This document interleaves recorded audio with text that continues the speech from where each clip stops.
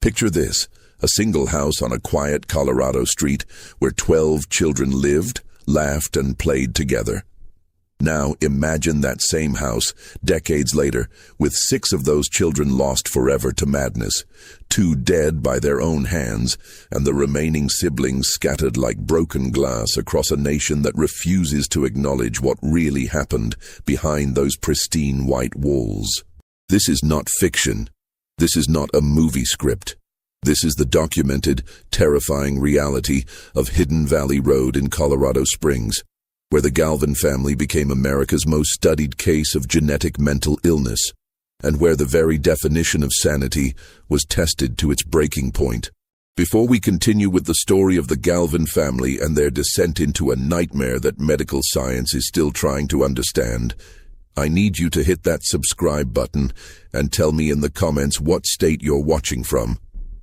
Because what happened to this family could happen to anyone, anywhere. And the implications of their story will haunt you long after this video ends. What you're about to hear challenges everything we think we know about the human mind, family bonds, and the thin line between normalcy and complete psychological collapse. The year was 1945, and America was drunk on victory. World War II had ended, the economy was booming, and young couples everywhere were ready to build the families they dreamed of during those dark war years. Among them was Donald Galvin, a tall, handsome Air Force officer with steel-gray eyes and an unwavering belief in duty, discipline, and the American way of life. He had just married Mimi Blaney, a beautiful, intelligent woman from a well-to-do Texas family who shared his vision of creating something extraordinary together.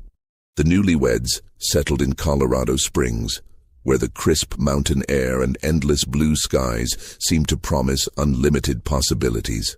Donald's work at the Air Force Academy was prestigious and secure, while Mimi embraced her role as the perfect military wife with an almost frightening intensity.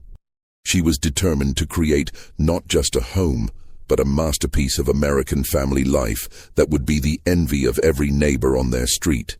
And create they did. Between 1945 and 1965, Mimi gave birth to 12 children in rapid succession, 10 boys and 2 girls. The eldest, Donald Jr., arrived in 1945, followed by James, John, Brian, Michael, Richard, Joseph, Mark, Matthew, Peter, Margaret, and finally Mary in 1965. To outsiders, the Galvin household on Hidden Valley Road looked like something straight out of a Norman Rockwell painting. The children were attractive, athletic, and academically gifted. Donald Sr. coached Little League and was named Father of the Year by a local civic organization. Mimi orchestrated elaborate family outings to the ballet, opera, and symphony, ensuring her children were cultured as well as accomplished. But even in those early years, there were signs that something was not quite right in paradise. Mimi's pursuit of perfection bordered on obsession. She kept detailed records of every aspect of her children's lives, from their academic performance to their social interactions. The house rules were rigid and unforgiving, and any deviation from Mimi's exacting standards was met with swift punishment. Donald Sr., when he was home from his frequent military assignments, seemed to exist in a separate world from his wife and children, more like a commanding officer making periodic inspections than a father sharing in the daily chaos of family life. The children learned early to present a united front to the outside world, to never reveal the growing tensions within their home, and to protect each other from their parents' increasingly erratic behavior. They didn't yet understand that they were all participants in an experiment that was slowly spiraling out of control, or that some of them carried within their very DNA the seeds of their own destruction. Donald Jr. was everything his parents had hoped for and more. Tall, athletic, and devastatingly handsome, he excelled at every sport he tried and earned top grades without apparent effort. His teachers loved him, his classmates admired him, and his younger siblings worshipped him. When he graduated from high school and received a full scholarship to Colorado State University, the entire family celebrated what seemed like the first of many triumphs to come. But college life proved to be different from the controlled environment of Hidden Valley Road. And by his freshman year, Donald Jr. was beginning to show signs of strain. His roommates noticed odd behaviors. He would stay awake for days at a time, pacing the dormitory halls and muttering to himself about hidden messages in his textbooks.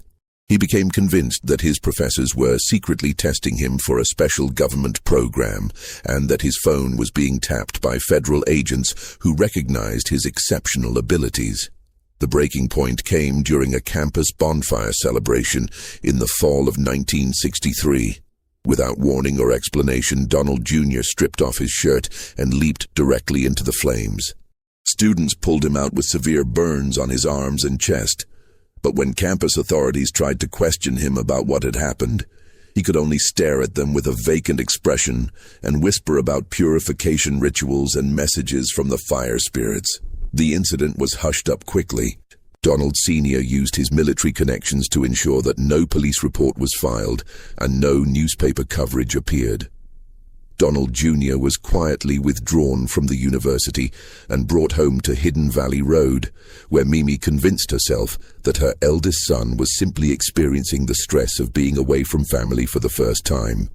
She prescribed rest, good nutrition, and the healing power of family love. But Donald Jr.'s behavior continued to deteriorate. He would disappear for hours at a time, only to be found standing motionless in the family's backyard, staring up at the sky with an expression of terrible concentration. When his siblings tried to talk to him, he would respond with rambling monologues about secret codes hidden in the patterns of clouds and the voices of ancient warriors calling to him from the mountains. On one particularly disturbing occasion, young Margaret found him in the garage, systematically strangling the family cat while tears streamed down his face. "It told me to," he explained when confronted, his voice flat and emotionless.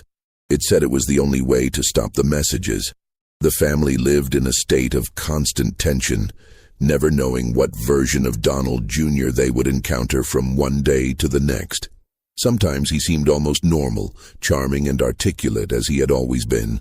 But increasingly, those moments were overshadowed by episodes of violence, paranoia, and behavior so bizarre that even his devoted mother could no longer pretend that rest and family love would be enough to fix whatever was broken inside her perfect firstborn son.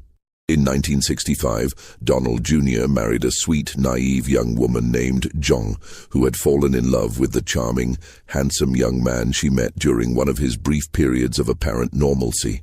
The wedding was a grand affair, with Mimi pulling out all the stops to create the kind of celebration that would cement the Galvin family's reputation as Colorado Springs royalty. But the marriage was doomed from the start. Jung quickly discovered that her new husband was not the man she thought she had married. Donald Jr.'s paranoid delusions intensified after the wedding, and he became convinced that Jean was part of an elaborate conspiracy to monitor and control him. He would accuse her of poisoning his food, tampering with his belongings, and communicating with his enemies through secret hand signals.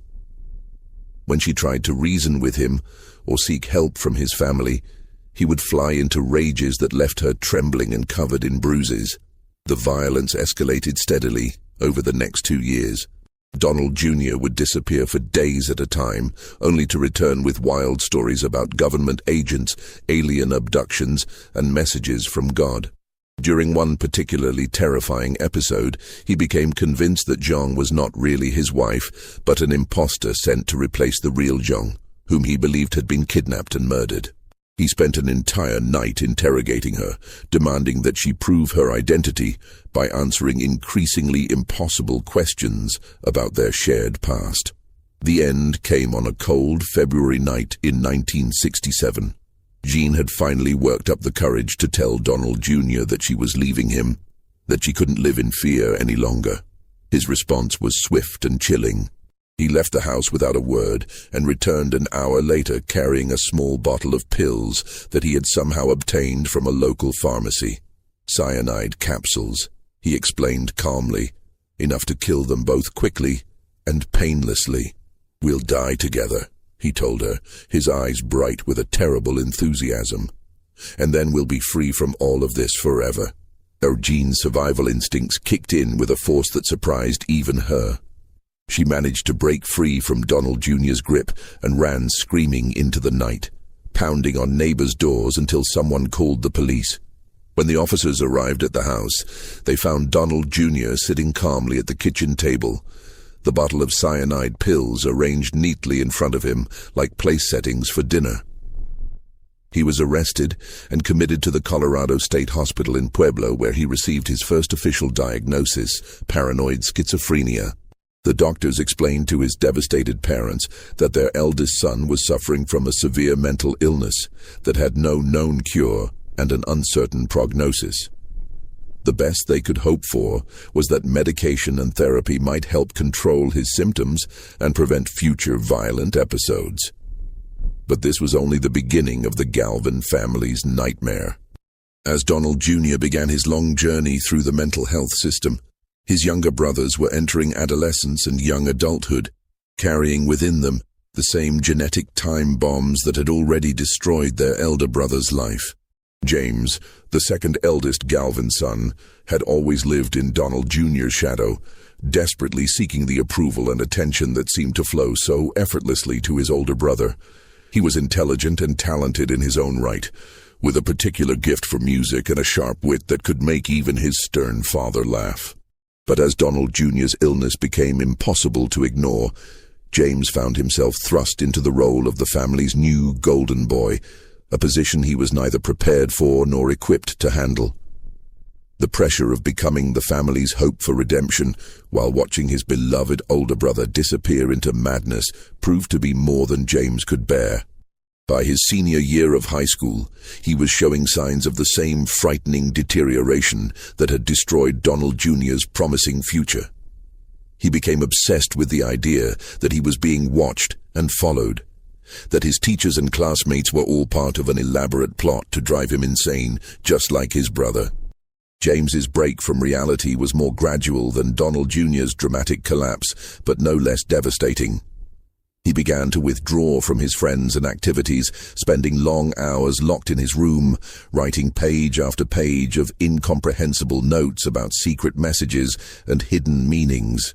When family members tried to enter his room, they would find the walls covered with newspaper clippings, photographs, and hand-drawn diagrams connected by strings and pins in patterns that made sense only to James's increasingly fractured mind. The violence began with self-harm. James would beat his head against the walls until his forehead was bloody and swollen, explaining to anyone who asked that he was trying to stop the voices that never gave him peace. He carved symbols into his arms and chest with kitchen knives, claiming that the marks were protective talismans that would keep the government agents from reading his thoughts. When his worried mother tried to take the knives away, James became violent for the first time, striking her across the face with a force that left her reeling.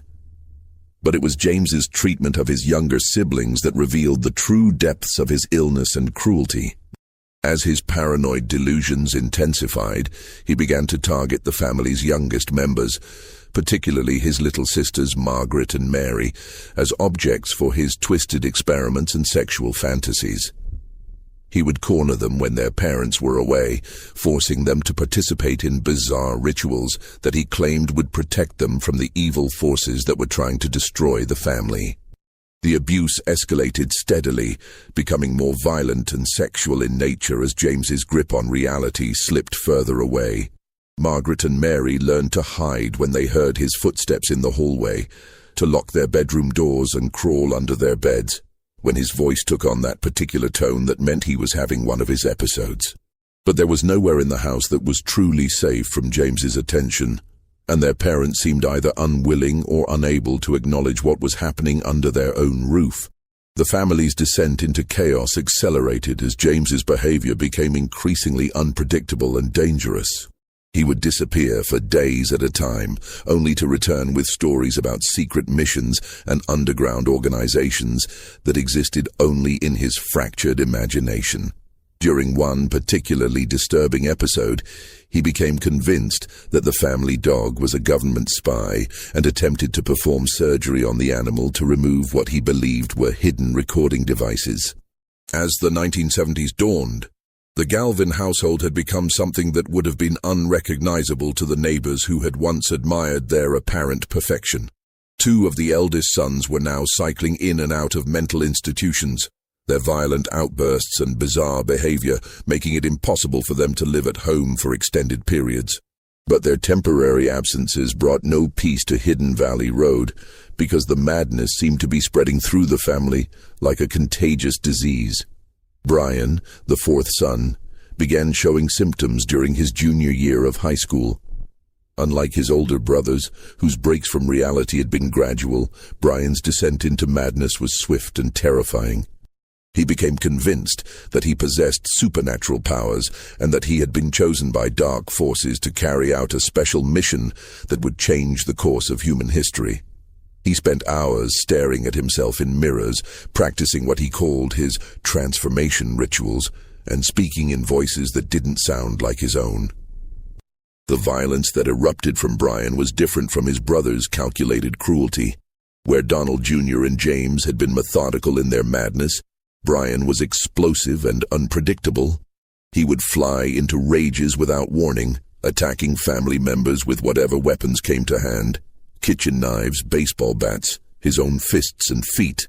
During one particularly terrifying incident, he chased his younger brother Mark through the house with a hunting rifle, screaming that Mark was an imposter who had replaced his real brother and needed to be eliminated before he could complete his evil mission.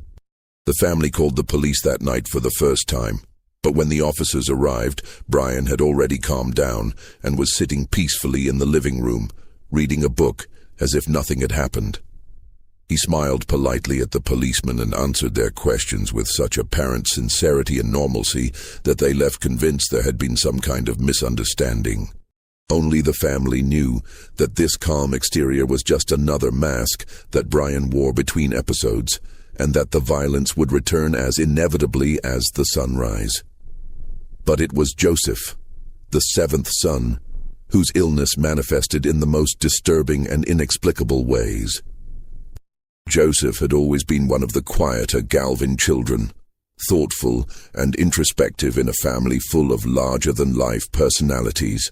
But as he entered his teenage years, his quiet nature took on a sinister quality that made even his hardened family members uncomfortable in his presence. Joseph claimed to see things that weren't there, shadowy figures moving through the house at night, faces peering in through windows, messages written in blood on walls that appeared clean to everyone else. He would stand for hours in the backyard, staring up at the sky and carrying on animated conversations with invisible companions who he insisted were more real than his own family members. The truly chilling aspect of Joseph's illness was his apparent ability to predict future events with uncanny accuracy. He would announce that someone was going to call just moments before the phone rang, or warn family members about accidents that would occur exactly as he described them. His siblings began to avoid him, not because of violent outbursts like his brothers, but because his presence made them feel as if they were being watched by something that wasn't entirely human. During one unforgettable incident, Joseph approached his younger sister Mary and told her in a flat, emotionless voice that she needed to stay away from the basement for the next 3 days, because the shadow people are angry about the noise upstairs. When Mary asked what he meant, Joseph simply stared at her with eyes that seemed to look right through her and repeated his warning before walking away. 3 days later, a water pipe burst in the basement, flooding the entire area and causing thousands of dollars in damage. By 1973, the Galvin family was living in a state of constant crisis.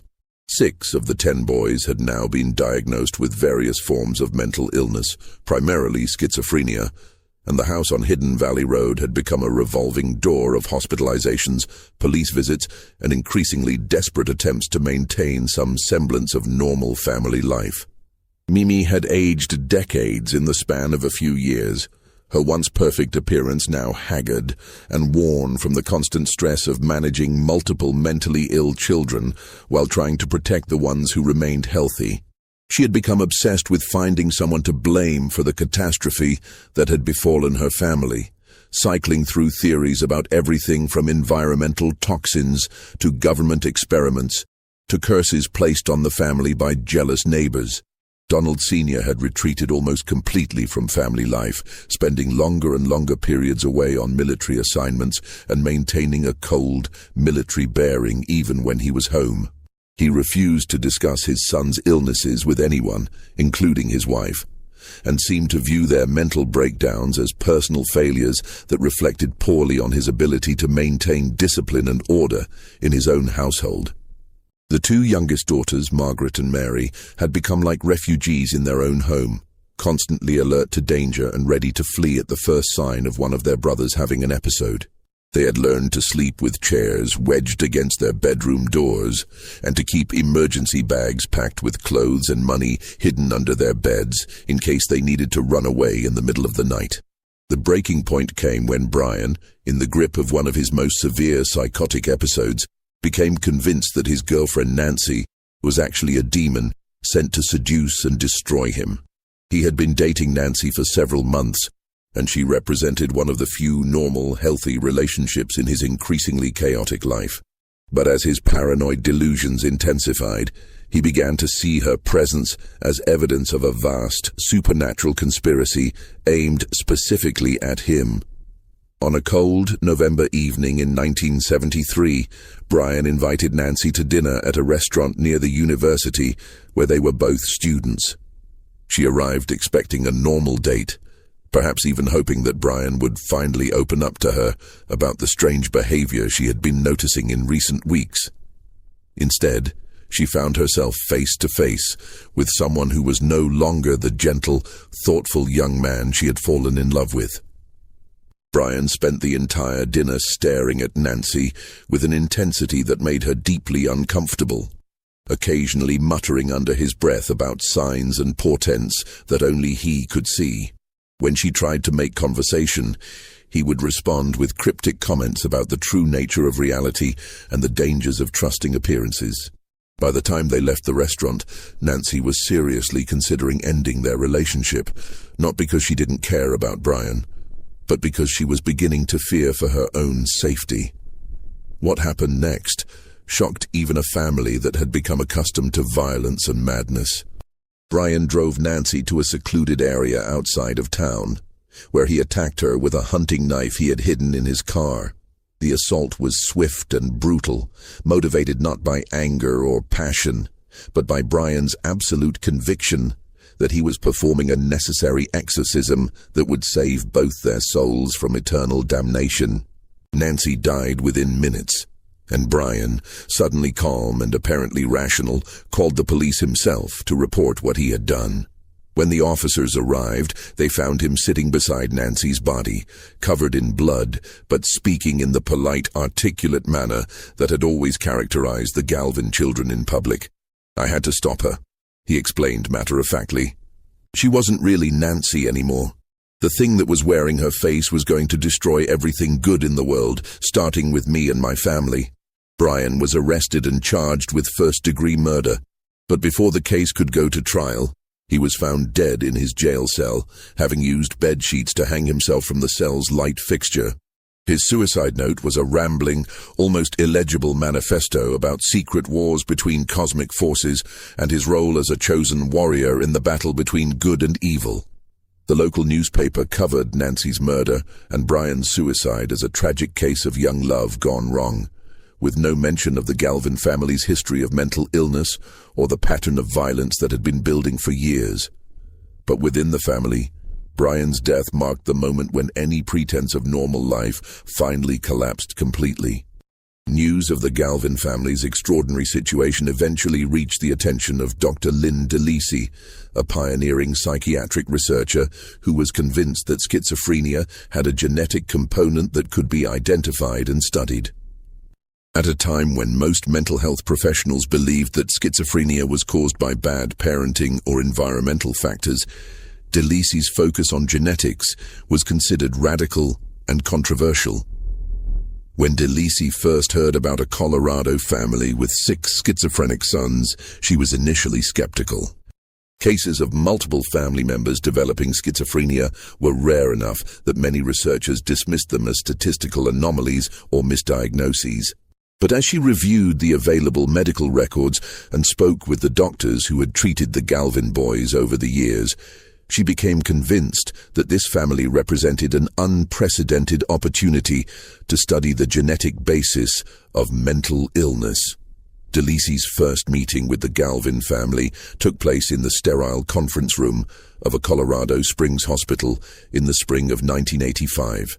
Mimi attended alone, as Donald Sr. refused to participate in what he viewed as an invasion of the family's privacy. The woman who walked into that room bore little resemblance to the vibrant, confident mother who had once presided over Hidden Valley Road's picture-perfect household. Mimi was now in her 60s, her hair completely gray and her face marked by years of stress and grief. She wore a simple black dress and carried herself with the brittle dignity of someone who had survived horrors that most people couldn't even imagine. But when she spoke about her sons, her voice was steady, and her recollections were precise, as if she had been preparing for this moment for years. "I need to know why this happened to my family," she told DeLisi without preamble. "I need to know if it was something we did, or something we failed to do, or if there was never anything we could have done to prevent it. And I need to know if my grandchildren are going to suffer the same fate."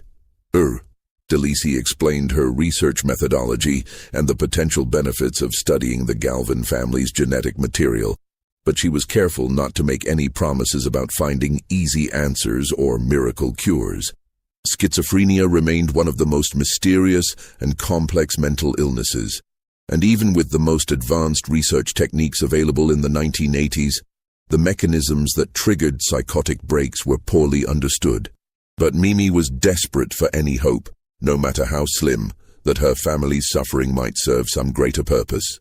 She agreed to participate in DeLisi's research program, and over the next several years, every member of the Galvin family provided blood samples, underwent extensive psychological testing, and submitted to interviews that probed the most painful aspects of their shared history. The research process was both illuminating and devastating for the family members who participated. For the first time, they were forced to confront the full scope of the damage that mental illness had inflicted on their lives, not just the obvious casualties like Donald Jr. and James, but the subtle ways that fear and trauma had shaped every aspect of their existence. Margaret and Mary, now adult women with families of their own, had to relive memories of childhood abuse and terror that they had spent years trying to suppress. The surviving brothers, who had not developed schizophrenia, lived with the constant fear that their own mental health was just a temporary reprieve, that the genetic time bomb that had destroyed their siblings might still be ticking away inside their own minds. DeLisi's research into the Galvin family's genetic material would eventually lead to groundbreaking discoveries about the hereditary nature of schizophrenia, but the process was slow and often frustrating. For years, the blood samples and psychological profiles generated more questions than answers, offering tantalizing clues about genetic markers and brain chemistry without providing the clear explanations that the family so desperately wanted. The breakthrough finally came in the early 2000s, when advances in genetic sequencing technology allowed researchers to identify specific mutations that appeared to be linked to schizophrenia susceptibility. In the Galvin family's case, scientists discovered a mutation in the SHANK2 gene on chromosome 11 that was present in all of the affected brothers and their mother, but absent in their father and unaffected siblings. This discovery was revolutionary because it provided the first concrete evidence that schizophrenia could be traced to specific genetic abnormalities rather than environmental factors or parenting failures. For Mimi, who had spent decades believing that her controlling parenting style might have caused her son's illnesses, the genetic findings were both vindication and tragedy. She had not caused their mental illness, but she had unknowingly passed the genetic predisposition onto half of her children. The research also led to important discoveries about brain development and the role of certain nutrients in preventing mental illness. Dr. Robert Friedman, working with data from the Galvin family and other research subjects, identified connections between specific brain receptors and schizophrenia symptoms. His work eventually led to recommendations that pregnant women take choline supplements to support fetal brain development and potentially reduce the risk of schizophrenia in their children. But for the Galvin family members who were still alive to see these scientific advances, the discoveries felt bittersweet.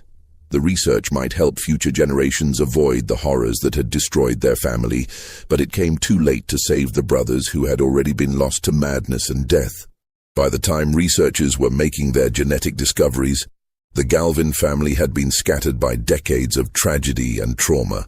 Donald Jr. spent his final years in a nursing home, his once brilliant mind reduced to fragments by medications and the progression of his illness. He died in 2010, a forgotten shadow of the promising young man who had once been his family's greatest hope. James had died years earlier from complications related to the powerful antipsychotic medications that were supposed to control his symptoms, but instead slowly poisoned his body. His death was officially ruled natural causes, but his family knew that the drugs that kept him functional had ultimately killed him, just as surely as his mental illness had destroyed his mind. Of the 6 brothers who had been diagnosed with schizophrenia, only 2 remained alive: Matthew and Peter.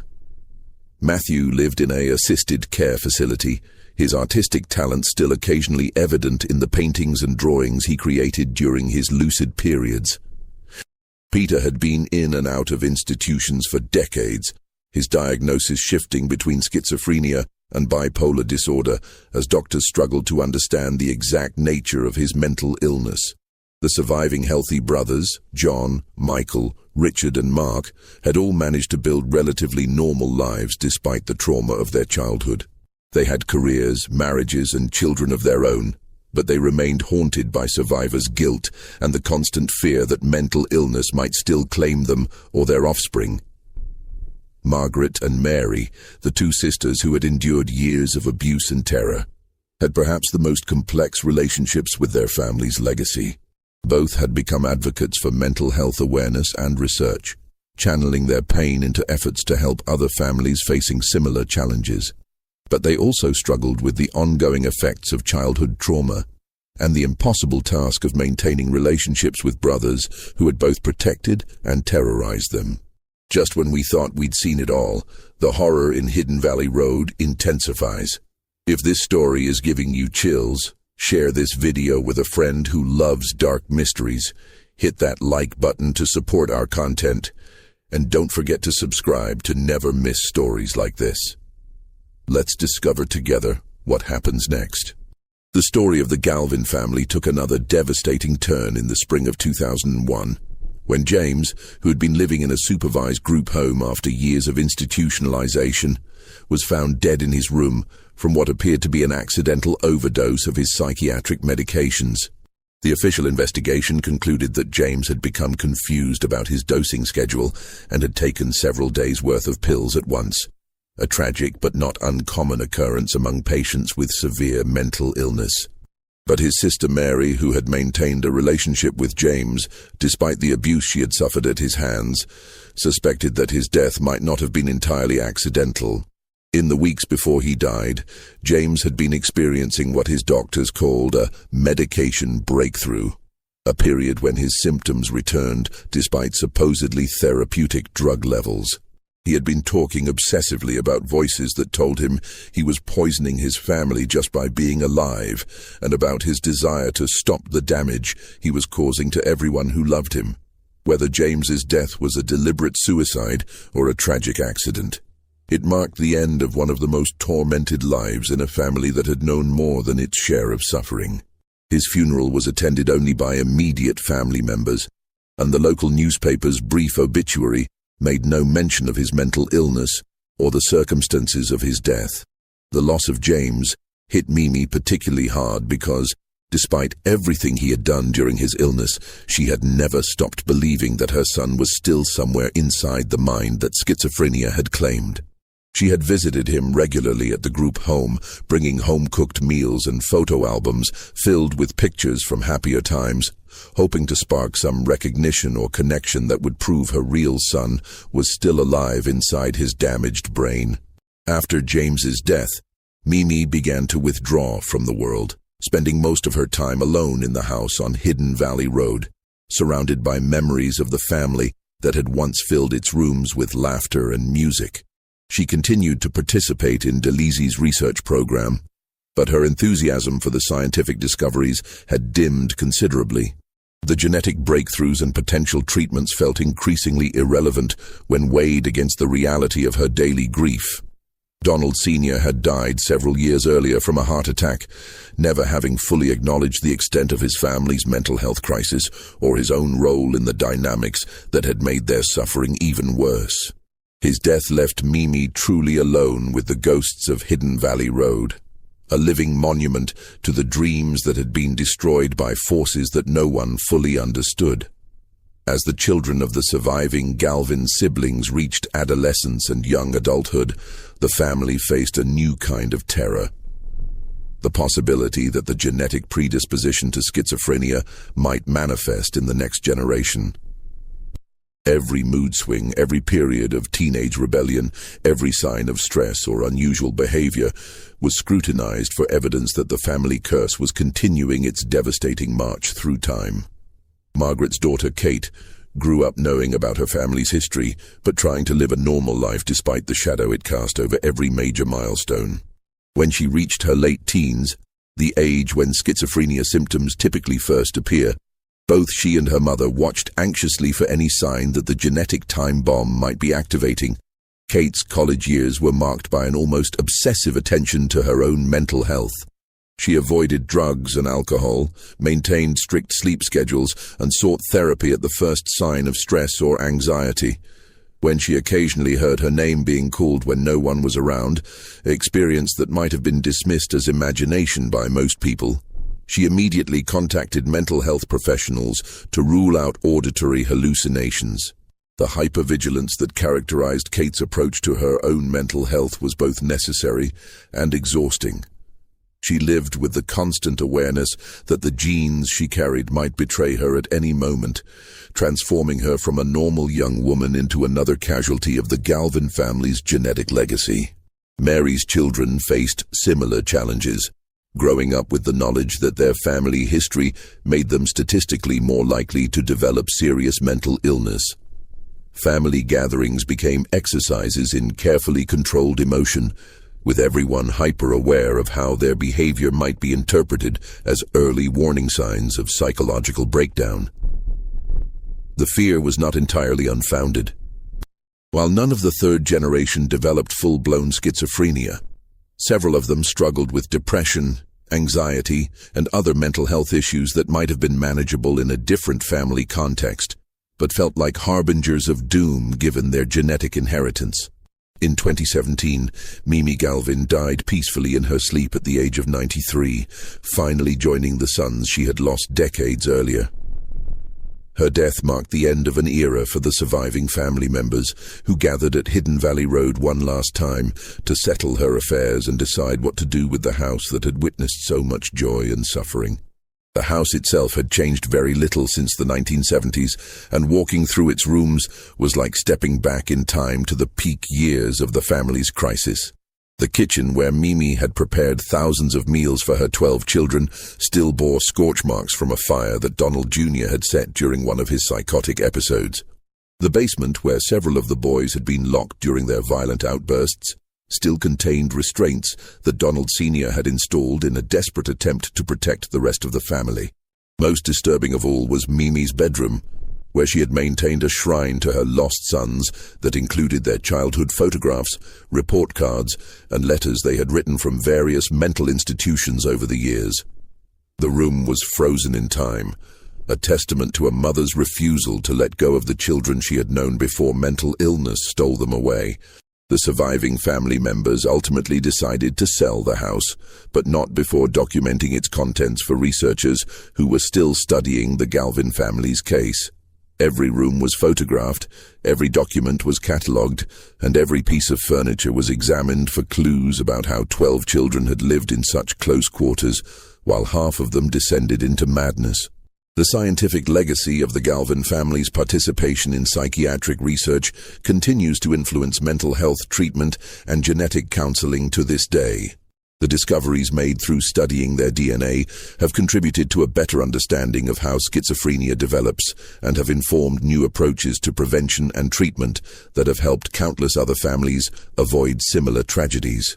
But for the surviving Galvin siblings, the scientific achievements feel like cold comfort when weighed against the human cost of their family's contribution to medical knowledge. They participated in research studies for decades, submitting to invasive tests and painful interviews in the hope that their suffering might prevent other families from experiencing similar horrors. The genetic discoveries that resulted from their participation have indeed helped advance the field of psychiatric medicine.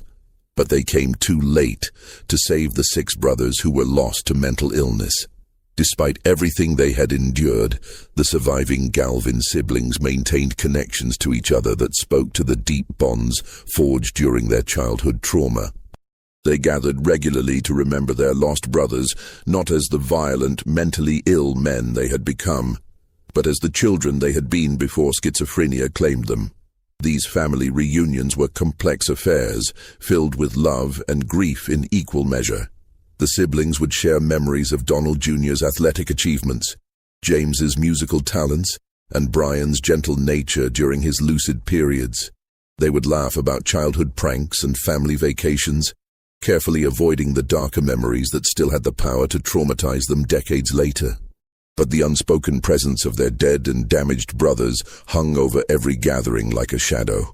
Empty chairs at the dinner table served as reminders of the family members who should have been there, and conversations would sometimes trail off into silence as someone remembered a particular incident or expression that brought the past flooding back with overwhelming intensity. Margaret struggled perhaps the most with these family gatherings because her memories of childhood were so thoroughly contaminated by trauma. She had loved her brothers desperately during their healthy periods, but she had also lived in terror of them during their psychotic episodes. The cognitive dissonance of grieving for people who had both protected and victimized her created a psychological burden that no amount of therapy seemed able to fully resolve. Mary, the youngest, had developed a different coping mechanism. She had become the family's unofficial historian, collecting photographs, documents, and stories about their shared past in an effort to preserve the positive memories alongside the traumatic ones. Her home was filled with carefully organized albums that told the story of the Galvin family's rise and fall. From the early pictures of 12 beautiful children playing in their Colorado backyard to the final institutional photographs of brothers who had become strangers to themselves and their families. The surviving brothers, John, Michael, Richard, and Mark, had each found their own ways to process the survivors' guilt that came with being the ones who escaped their family's genetic curse. John had become a successful businessman, channeling his need for control into building a company that employed hundreds of people. Michael had devoted himself to his children, determined to give them the stable, loving childhood that had been stolen from him and his siblings. Richard had perhaps the most complex relationship with his family's legacy, because he had shown early signs of mental illness during his teenage years, but had somehow managed to avoid the complete breakdown that claimed his brothers. He lived with the constant awareness that his sanity might be temporary, that the genetic predisposition to schizophrenia could still activate despite his having reached middle age without a major psychotic episode. Mark, as one of the youngest boys, had witnessed the full scope of his family's descent into chaos while still being too young to fully understand what was happening. His memories of childhood were a confusing mixture of normal family activities and terrifying incidents that had taught him to be constantly alert to danger, even in apparently safe situations. The impact of the Galvin family's mental health crisis extended far beyond the immediate family members to affect friends, neighbors, romantic partners, and colleagues who had witnessed various aspects of their tragedy over the years. Colorado Springs in the 1960s and 1970s was still a relatively small community where everyone knew everyone else's business, and the Galvin family's problems had been impossible to hide completely despite their desperate attempts to maintain a facade of normalcy. Former teachers at the local schools remembered Donald Jr., James, and Brian as bright, promising students whose potential had been destroyed by forces that no one understood at the time. These educators carried their own burden of guilt and confusion, wondering if they had missed early warning signs that might have led to earlier intervention and different outcomes. The young women who had dated the Galvin brothers during their late teens and early 20s had their own traumatic memories to process. Several had experienced frightening incidents that they had initially dismissed as isolated episodes of jealousy or stress, only to learn years later that they had been witnessing the early stages of severe mental illness. Nancy's family in particular had been devastated not only by her murder, but by the realization that the charming young man they had welcomed into their home had been capable of such violence. Her parents spent years searching for warning signs they might have missed, explanations that might have allowed them to protect their daughter from a fate that seemed to come out of nowhere. The broader Colorado Springs community struggled to make sense of a tragedy that challenged their assumptions about mental illness, family dysfunction, and the reliability of appearances. The Galvins had been held up as an example of American family success, making their fall from grace particularly shocking and difficult to process. Local mental health professionals found themselves confronting the limitations of their knowledge and treatment approaches when faced with a family that defied conventional understanding. The standard interventions that worked for individual patients seemed woefully inadequate when applied to a situation where half of a family's children were simultaneously experiencing severe psychiatric crises. In 2020, author Robert Kolker published Hidden Valley Road, a comprehensive account of the Galvin family's story that brought their case to national attention for the first time. The book's publication marked a turning point in how the surviving family members related to their own history, transforming them from private victims of a genetic tragedy into public advocates for mental health awareness and research. The process of cooperating with Kolker's research had been both therapeutic and re-traumatizing for the surviving siblings. They had been forced to revisit their most painful memories in exhaustive detail, but they had also gained a new perspective on their experiences through conversations with researchers, mental health professionals, and other families who had faced similar challenges.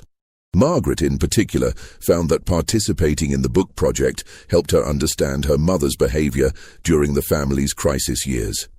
For decades, she had blamed Mimi for failing to protect her and Mary from their brother's abuse. But learning about the limited resources and knowledge available to families dealing with mental illness in the 1960s and 1970s had given her a more compassionate view of her mother's impossible situation. The book's publication also brought unexpected connections with other families who had experienced multiple cases of schizophrenia. The Galvins learned that they were not alone in their suffering, that other parents had watched helplessly as mental illness destroyed their children's lives, and that other siblings had struggled with survivor's guilt and the fear of genetic inheritance. But perhaps most importantly, the book helped establish the Galvin family's suffering as meaningful contribution to scientific knowledge rather than simply a series of random tragedies. The genetic discoveries that had resulted from decades of research on their DNA were already helping other families receive earlier interventions and more effective treatments. Despite all the scientific advances that have resulted from studying the Galvin family's case, fundamental questions about schizophrenia remain unanswered. Researchers still don't fully understand why some people with genetic predispositions develop the illness while others remain healthy, or why symptoms manifest so differently from one patient to another. The surviving Galvin family members continue to participate in ongoing research studies, providing updated medical information and DNA samples as new technologies become available. They do so not because they expect to benefit personally from future discoveries, but because they hope their continued cooperation might prevent other families from experiencing similar devastation. Matthew and Peter, the two surviving brothers with schizophrenia, remain in assisted living facilities where they receive round-the-clock care. Matthew occasionally shows flashes of the artistic talent that had made him special as a young man, creating paintings and drawings that hint at the person he might have been in different circumstances. Peter's condition has stabilized somewhat with age, and he is able to maintain limited contact with his siblings during their supervised visits. The question of what triggers schizophrenia in genetically predisposed individuals remains one of the most important unsolved mysteries in psychiatric medicine. Environmental factors, stress, drug use, and traumatic experiences all seem to play roles in determining whether genetic vulnerability becomes active illness, but the exact mechanisms remain unclear. For the Galvin family, this uncertainty means that the threat of mental illness continues to hang over the next generation like a sword suspended by the thinnest of threads. Kate and the other grandchildren live with the knowledge that they carry genes that could betray them at any moment, transforming them from healthy young adults into patients struggling with one of the most devastating mental illnesses known to medical science. The scientific discoveries that emerged from studying the Galvin family came at an almost unimaginable human cost. 6 promising young men lost their minds, their futures, and ultimately their lives to a disease that medical science is still struggling to understand. 2 parents watched their carefully constructed American dream crumble into a nightmare of violence, madness, and death. 4 surviving siblings carry psychological scars that will never fully heal, and 2 sisters endured years of abuse that shaped every aspect of their adult lives. The genetic research that vindicated Mimi's parenting and identified specific mutations associated with schizophrenia risk came too late to save any of the brothers who were lost to mental illness. The treatment advances and prevention strategies that resulted from studying their case will help future families, but they cannot restore the decades of suffering that the Galvins endured while medical science slowly caught up to the reality of their situation. In many ways, the Galvin family story represents both the promise and the limitations of scientific progress. Their willingness to participate in research studies despite their own pain and trauma has contributed to genuine advances in understanding and treating mental illness. But the pace of scientific discovery is measured in decades, while human suffering unfolds in real time, day by day and year by year. The surviving family members take some comfort in knowing that their losses have meaning beyond personal tragedy, that the brothers who were claimed by schizophrenia did not suffer and die for nothing. But they also live with the knowledge that medical science's current understanding of mental illness remains frustratingly incomplete, leaving too many questions unanswered and too many families vulnerable to similar devastation. The house on Hidden Valley Road was eventually sold to a young family who knew nothing of its history when they moved in. The new owners found it to be a beautiful property with stunning mountain views and spacious rooms that seemed perfect for raising children. They painted over the scorch marks in the kitchen, removed the restraints from the basement, and filled the rooms with new furniture and the sounds of healthy, happy children.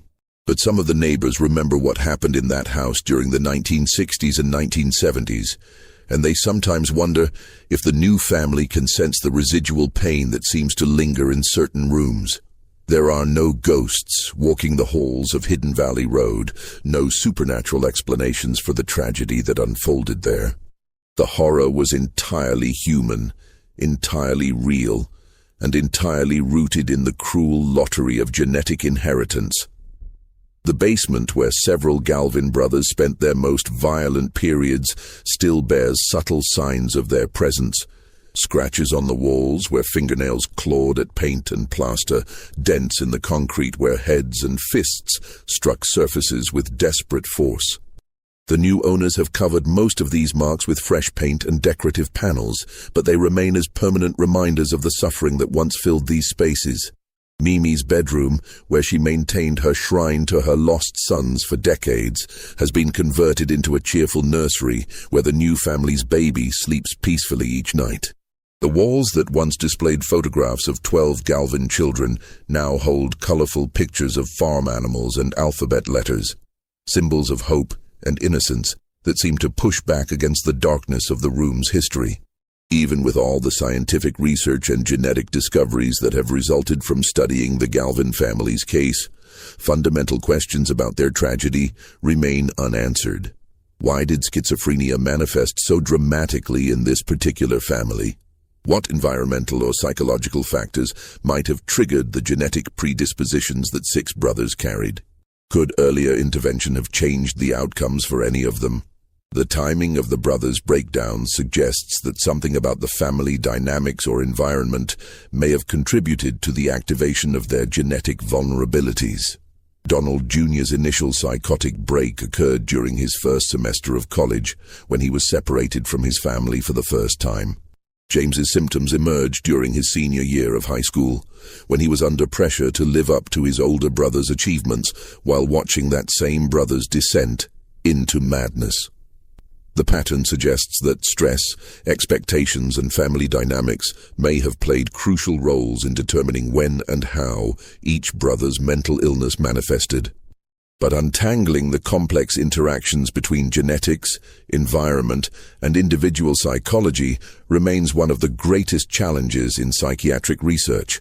For the surviving family members, these unanswered questions represent more than academic curiosity. They are sources of ongoing guilt and self-doubt. Margaret and Mary sometimes wonder if their presence in the house as potential victims created additional stress for their brothers. The surviving brothers question whether they could have done more to protect their siblings or recognize warning signs earlier. Mimi spent her final years tortured by similar questions.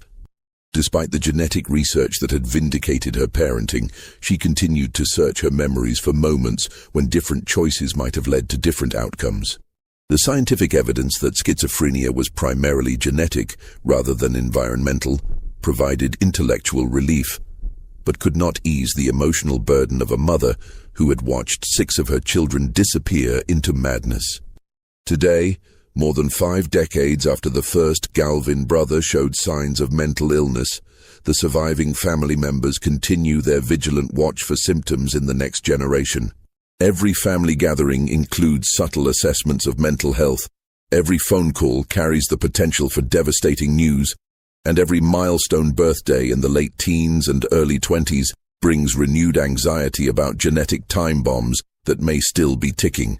The grandchildren who carry Galvin DNA have learned to live with this scrutiny as a fact of life, understanding that their family's love comes wrapped in fear and hypervigilance. They submit to regular mental health evaluations, avoid substances that might trigger psychotic episodes, and maintain detailed records of their moods and behaviors that would seem obsessive in any other family context. This constant monitoring has created a strange form of psychological pressure that may itself be harmful to the young people who are trying to build normal lives despite their genetic inheritance. The fear of developing schizophrenia sometimes becomes so overwhelming that it creates anxiety and depression that require treatment, adding another layer of complexity to an already fraught situation. Kate Galvin, Margaret's daughter, has become particularly thoughtful about these dynamics as she considers whether to have children of her own. The genetic counseling she has received indicates that her risk of passing on schizophrenia susceptibility is significant but not overwhelming. But the decision feels impossibly weighty given her family's history. The question of whether to continue the family line, knowing that future children might carry the same genetic vulnerabilities that destroyed 6 of her uncles, represents the kind of moral complexity that previous generations could never have imagined. Science has given the Galvin family knowledge about their genetic risks, but it has not made the decisions any easier. This mystery shows us how thin the line between sanity and madness truly is, and how genetics can shape destiny in ways that seem almost cruelly arbitrary. What do you think of this story? Do you believe everything was revealed? Leave your comment below. If you enjoyed this tale and want more horror stories like this, subscribe, hit the notification bell, and share with someone who loves mysteries.